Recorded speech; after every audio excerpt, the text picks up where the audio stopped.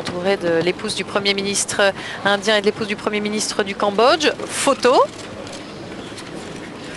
Voilà, un geste tendre pour son mari.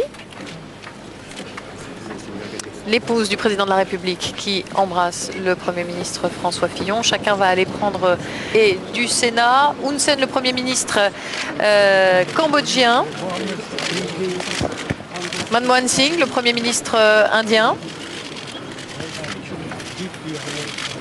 Que le président de la République salue chaleureusement. On se souvient, Pierre Servan, qu'il avait été très impressionné par sa visite en Inde. Le président de la République qui a également salué Jaap de Hoop Scheffer, le secrétaire général de l'OTAN.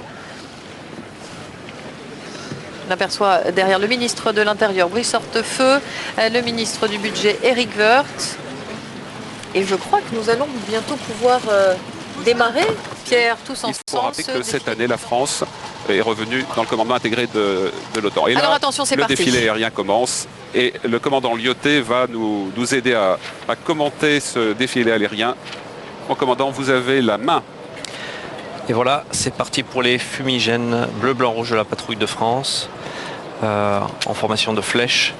La patrouille de France basée à Salon de Provence effectue la mission de représentation de l'armée de l'air et plus généralement des armées en général. C'est un des symboles les plus forts de notre armée. Elle est actuellement leadée par le commandant Soubervielle et son numéro 2 est aujourd'hui le commandant Virginie Guyot, qui est la première femme pilote à la patrouille de France et qui devrait être à sa place, exactement à la place de leader l'année prochaine. On voit déjà derrière se mettre en place des chevrons. Il faudra vous nous expliquer ce que c'est. Qu'est-ce qu'un chevron? Exactement. Alors c'est une des originalités de ce défilé du 14 juillet, puisque l'armée de l'air commémore ses 75 ans. C'est son 75e anniversaire qui a été fêté sur toutes les bases de France le 2 juillet dernier. Et je reviendrai dessus tout à l'heure. Place à la patrouille de France.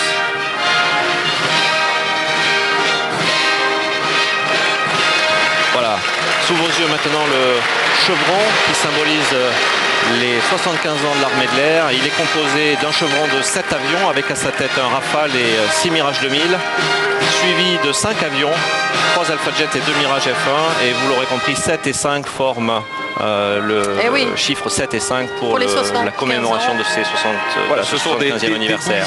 Des bougies très particulières. Exactement. Alors, et là, que voit-on à l'écran? Alors maintenant, nous avons le module de connaissance et d'anticipation à l'écran avec l'avion AWACS E3F, suivi de 4 Mirage F1 CR. Vous savez que cette mission a été renforcée par le nouveau livre blanc de la Défense, la connaissance et l'anticipation, et ils sont sur tous les théâtres d'opération où nous avons besoin de renseignements. Cet avion, le 3F que vous avez sous les yeux, est une véritable tour de contrôle volante. Elle assure les missions de contrôle et de commandement lors des opérations. Il y avait un AWACS en fait, qui est un nouvel avion, et d'Epsilon. Voilà, et là déjà l'armée indienne qui s'est mise en route, et vous voyez avec ce cadencement extraordinaire du bras, un alignement impeccable. Merci commandant Lyoté infiniment de nous avoir aidés. Et là on bascule tout de suite dans l'armée indienne, la force armée de la République de l'Inde, donc 400 hommes au total. Oui, pas de femmes. Enfin, il y en a dans l'armée indienne, mais il n'y en a pas aujourd'hui sur le bitume des Champs-Élysées. 3 blocs terre, mer et air. Tout à l'heure, grâce à Samasoula, on a pu voir dans le détail la symbolique notamment des coiffures.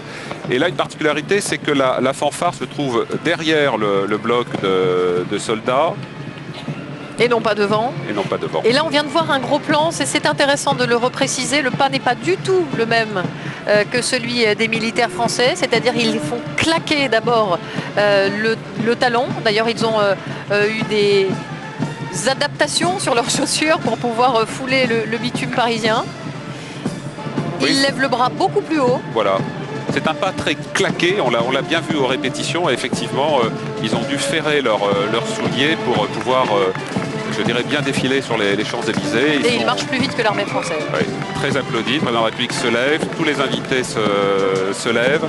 L'alignement est vraiment super, mais c'est vrai que bon, c'est des images, l'armée des Indes, c'est toute une symbolique et on voit la fierté dans les yeux du Premier ministre indien. Manmohan Singh. Mais c'est d'ailleurs quand Nicolas Sarkozy a été en Inde en janvier 2008 qu'il a été très impressionné par la prestance du défilé militaire indien pour la fête nationale indienne. Et c'est à ce moment-là qu'il a souhaité les faire venir en France pour le 14 juillet. Voilà. Et donc vous retrouvez énormément de symbolique de l'armée britannique. Les décorations sont typiquement du type britannique. Et là, très applaudi. Il faut dire que c'est absolument magnifique. Les 3 corps sont représentés, on le rappelle. Voilà, la marine avec un sikh donc, qui appartient à une communauté guerrière. Il y a dans cette communauté des sikhs, certains sont paysans, d'autres guerriers très tôt. Et là, donc, c'est un détachement de la marine en tenue blanche. Et vous voyez, pour l'officier de tête, ce port du sabre typiquement britannique. Et je peux vous assurer que c'est extrêmement fatigant de défiler. Là, à l'arrivée devant la tribune, le salut. Et il va incliner son sabre au passage devant la tribune. Regardez l'alignement grâce à ces images extraordinaires. C'est impeccable, c'est extrêmement impressionnant.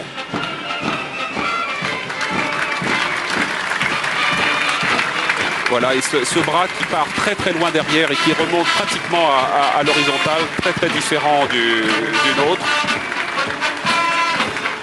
L'armée de l'air à l'image. Et encore une fois, vraiment avec ce balancement très très marqué et ce claquage du sol par le talon. Aux répétitions, encore une fois, on entendait vraiment fortement ça. Et les ordres qui sont criés de façon britannique, le salut impeccable, tout ça étant parfaitement synchrone. Et ce pas, voilà, on le voit très très bien à l'image, ce pas marqué, qui facilite aussi dans le défilé le fait que chacun soit parfaitement aligné parce que le rythme est donné par la fanfare, par le pas au sol.